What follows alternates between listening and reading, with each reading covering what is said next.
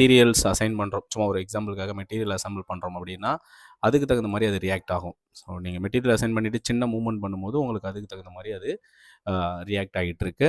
So in case வந்து நான் வந்து இந்த மாதிரி ஆட் பண்ணும்போது, ஸோ ஒரு எலமெண்ட் எடுத்து ஆட் பண்ணுறீங்க, இல்லை நீங்கள் ஏதாவது ஒரு ஸ்கெச்சஸ் ஏதாவது ஆட் பண்ணுறீங்க, இப்போ நான் மாதிரி கொடுத்துட்டு நம்ம எக்ஸ்டென்ஷன் பண்ணும்போது எக்ஸ்டென்ஷன் பண்ணிவிட்டு நம்ம இதில் வேறு ஏதாவது மெட்டீரியல்ஸ் ஆட் பண்ணுறோம், ஓகேங்களா, வேறு ஏதாவது கலர்ஸ் ஸ்டோன் அந்த மாதிரி ஏதாவது ஆட் பண்ணுறோம், இந்த மாதிரி ஆட் பண்ணிவிட்டு நீங்கள் வந்து ஜஸ்ட் ஒரு மூவ், அது வந்து ஒரு சின்ன அப்டேட், அவ்வளோதான். இப்போ அப்டேட் ஆகிடுச்சிங்களா, இங்கே எக்ஸ்டெண்ட் ஆகிடுச்சு, இங்கே வந்து நமக்கு அது மாதிரி வந்திருக்கு. இப்போ நான் அன்டூ பண்ணுறேன், ஓகேங்களா. இப்போ நாங்கள் மாற்றிட்டேன், இங்கே எதுவும் மாறல, ஜஸ்ட் ஒரு கிளிக் பண்ணிவிட்டு நம்ம ஒரு சின்ன மூமெண்ட் பண்ணும்போது நமக்கு வந்து அந்த அப்டேட் வந்து இங்கே நடக்குது. ஸோ உங்களுக்கு பார்த்தா தெரியும்.